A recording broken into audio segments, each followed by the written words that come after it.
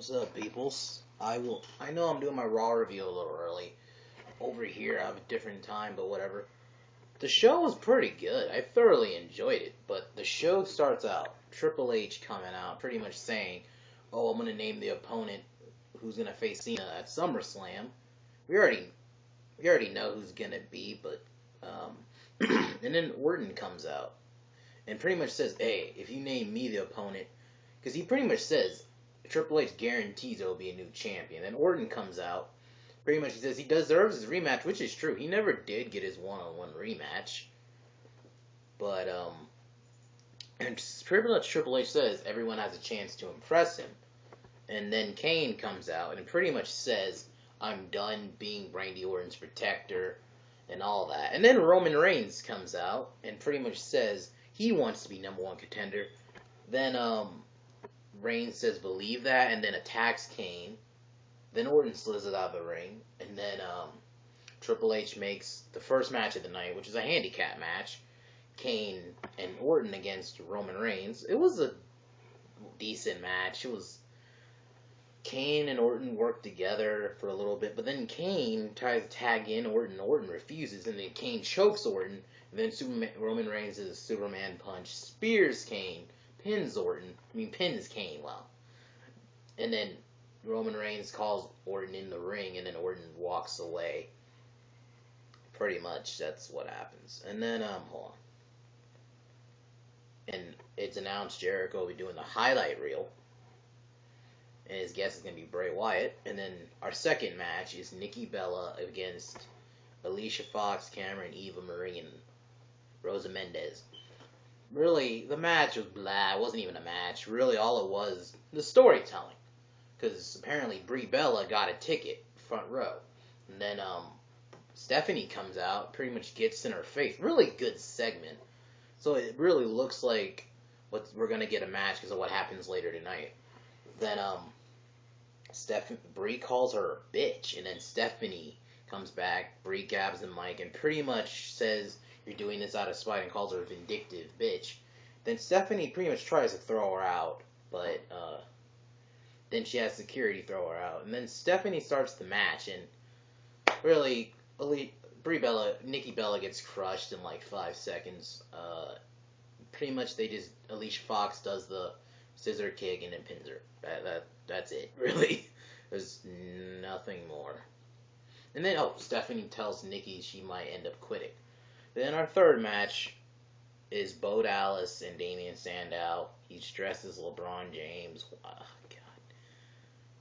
What are they doing with Damien Sandow?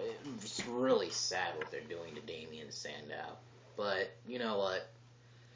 Bo Dallas wins. That's really... Jericho's highlight reel is going to be up next. But during the commercial, during the app, Jericho gets attacked by the Wyatt family, and Bray does the Sister Abigail on the locker. Oof, that looked brutal. And then pretty much Bray Wyatt comes out and pretty much says that Jericho's phony. You're not here to save us. That Bray's here to save us. So we're gonna get a second match at SummerSlam. I think there'll be a 3-match series. I think maybe they'll do one at SummerSlam and then they'll have that final one maybe at Night of Champions.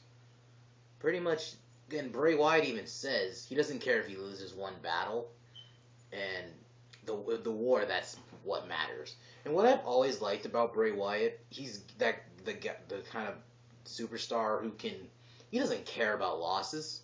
He can come back. Look at what happened to him and Cena. The feud was good, and it ended.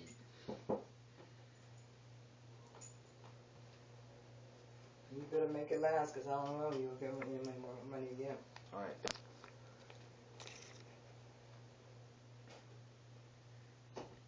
Sorry about that. That was something else I'm getting. So pretty much we're getting a third match, and then Miz and Dolph Ziggler have a match. Really good match. It was really physical.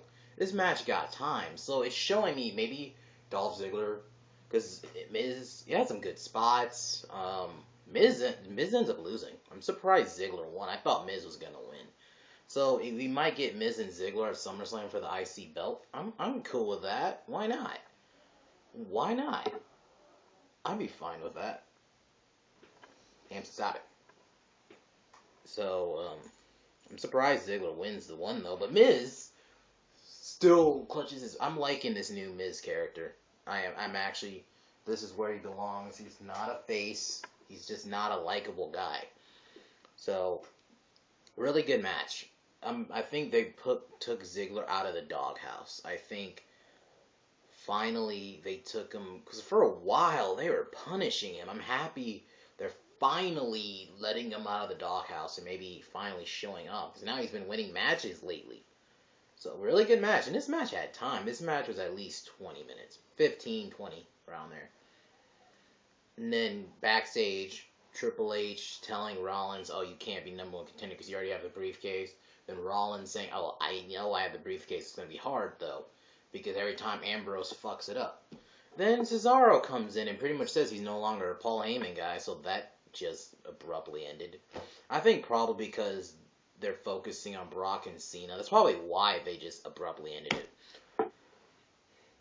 And Triple H says, Cesaro wants to be an authority guy.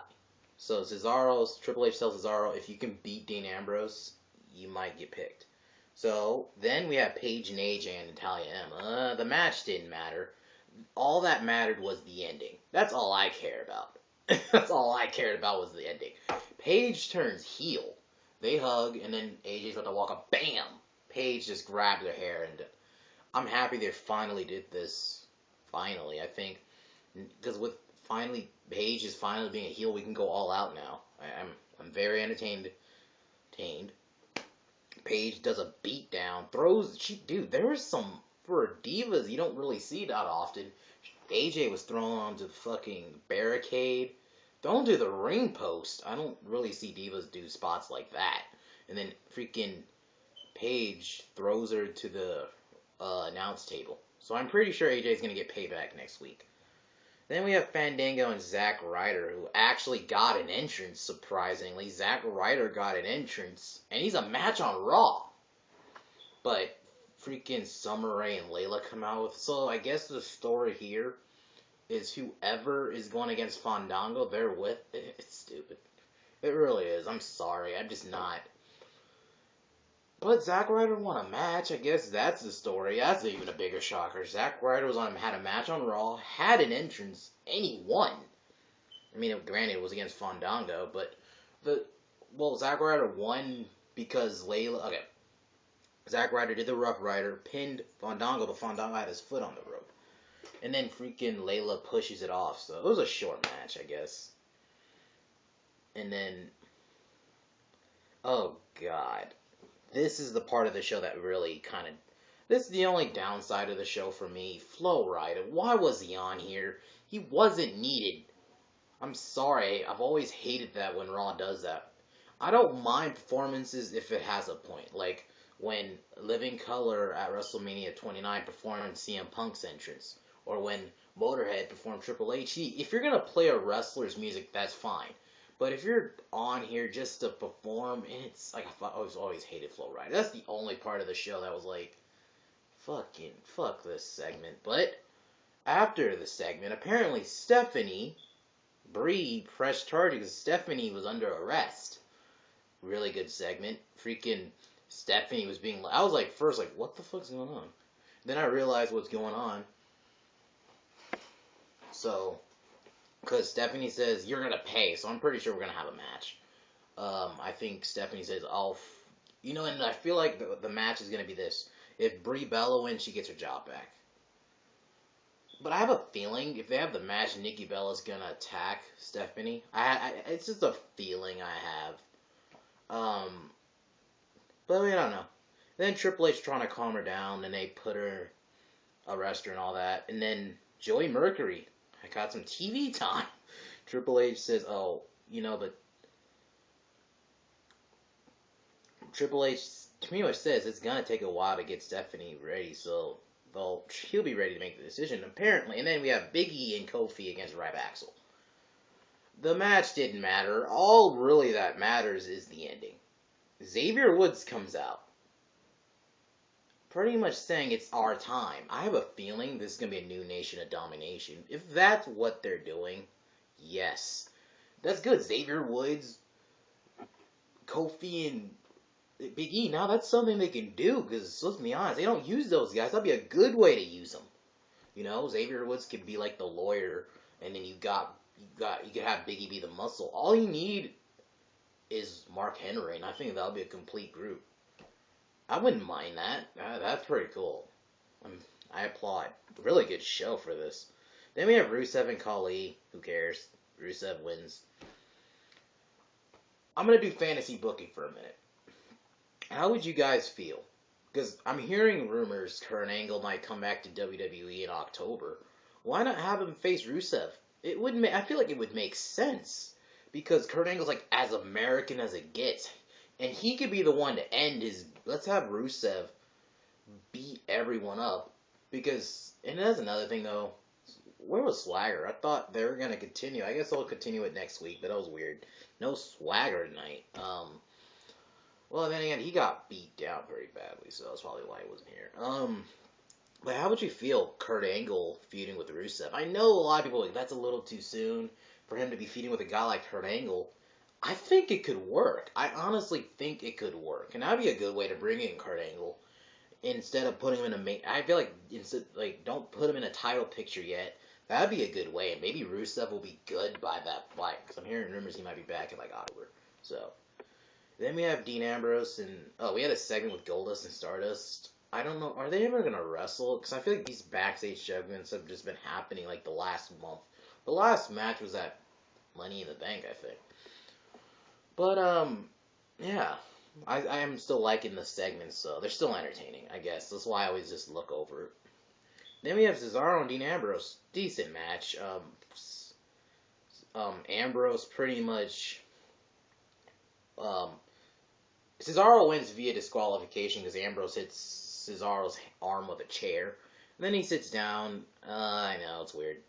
Not a lot of progression with the other feuds. The only feuds are progressing for SummerSlam, it seems like right now, is Bray and Jericho, Paige and AJ, and then the main event.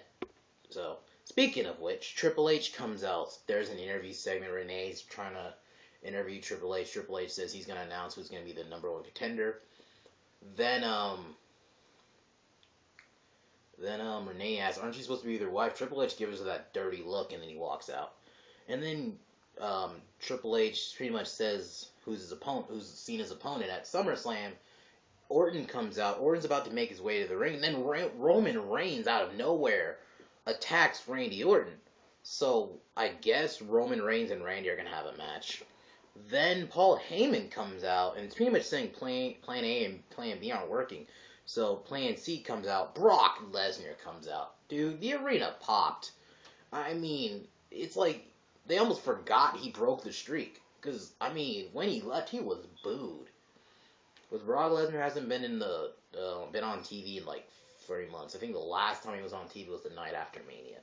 And then pretty much Triple H says, okay, fine, and then accepts the offer, and then Heyman pretty much talks about Brock Lesnar destroying John Cena at SummerSlam, and then that he conquered the streak. Now he's going to conquer John Cena. Honestly, I'm excited for this match. After seeing what happened, I'm excited. I really do want Lesnar to win, but there is that part of me is like, is he going to be defending it, though? Because are we going to have, like, another Rock reign? I mean, I don't have any issues with Brock if he shows up. But maybe he'll sign a new deal. Maybe WWE knows I think WWE knows that risk. So I'm pretty sure maybe Brock agreed to do a full-time contract, which I don't even know. But they haven't really said anything. But, overall, Raw was really good tonight. I really felt like Raw did a great job progressing SummerSlam. I mean, Paige turning heel, finally. The ending... Good matches. We had one DQ finish, but I was fine with it. But Miz and Ziggler had time. I gotta say, this was a really good Raw. Sometime this week, maybe tomorrow, if I have time, I'll do top 20, my top 20 favorite wrestlers list, and then probably Wednesday, Thursday, or Friday, I'll do my favorite movies of all time. So look out for those. And for right now, YouTubers, peace.